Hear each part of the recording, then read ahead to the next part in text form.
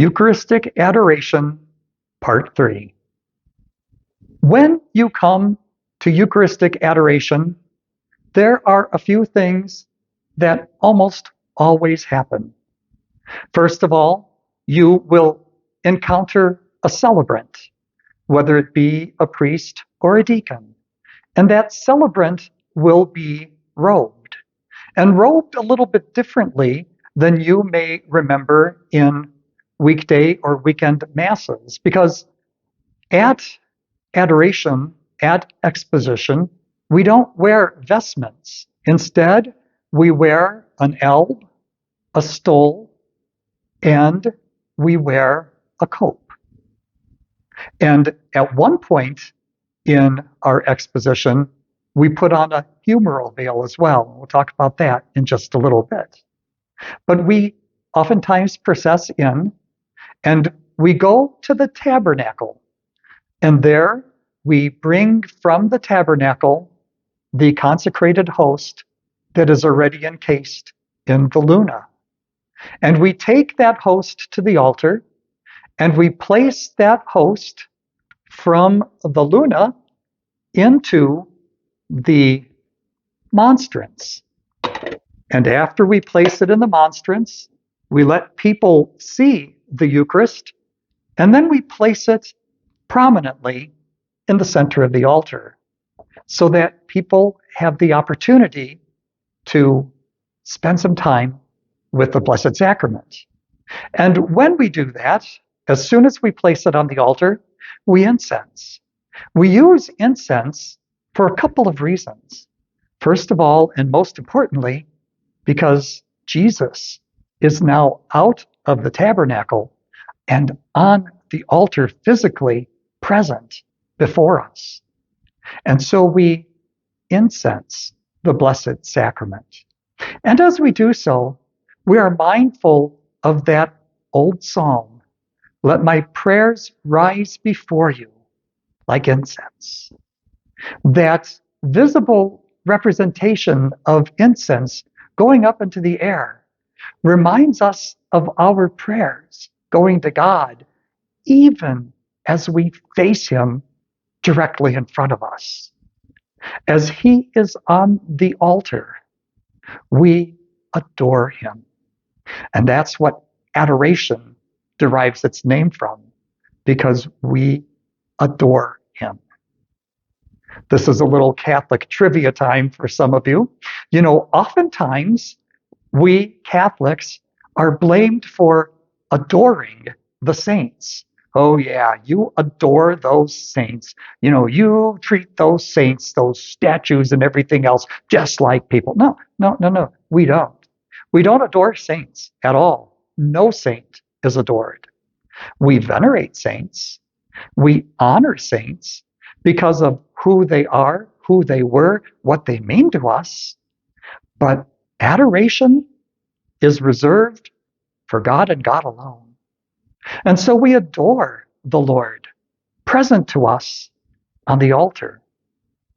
We spend time incensing. We spend some time in song. We spend some time perhaps doing psalm responses together. We may hear a reading. We may even have somebody give a little homily, or maybe a long homily. You know, if it's 40 hours, oftentimes it's a much longer homily as it's developing a theme, usually around the Eucharist. And then we are left in silence. We are left in silence so that we could be with the Eucharistic Lord. And that is a time when we can do many different things. And we'll speak about that in the fourth part of this little series. But I just want to get back to adoration itself. After a period of time of silence, we then come back to the altar and incense once again.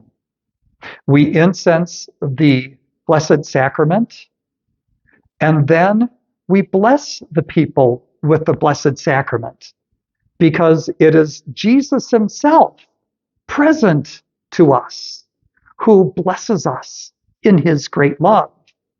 And then we come back to the front of the altar, and together we pray the divine praises.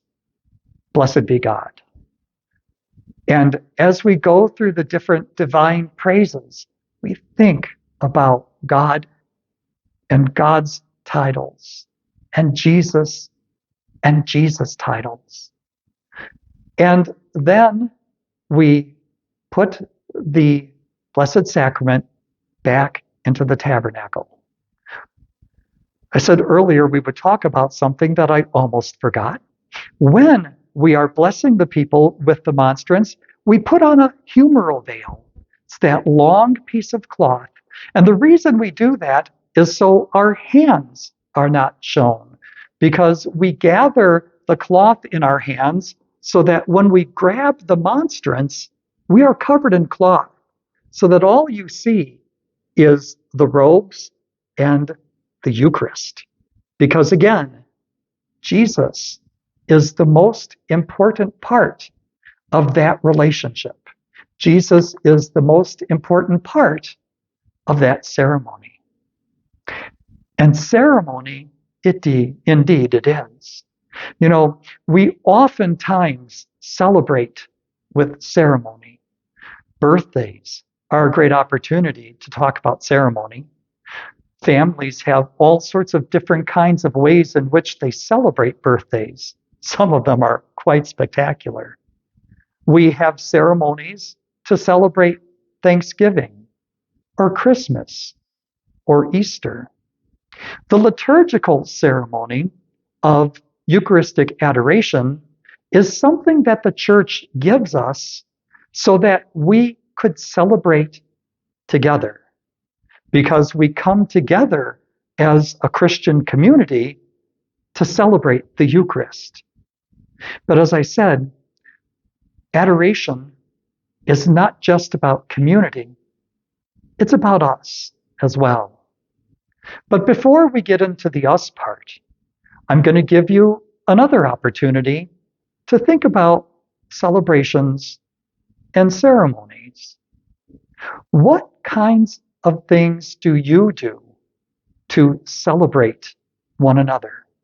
What are your ceremonies for birthdays or holidays or holy days or anniversaries or anything else important in your life really all about? And as you talk about the ceremonies of your daily lives, spend some time reflecting about the ceremony that you may have experienced in Eucharistic adoration. And try to be honest in answering this question. Does it speak to you?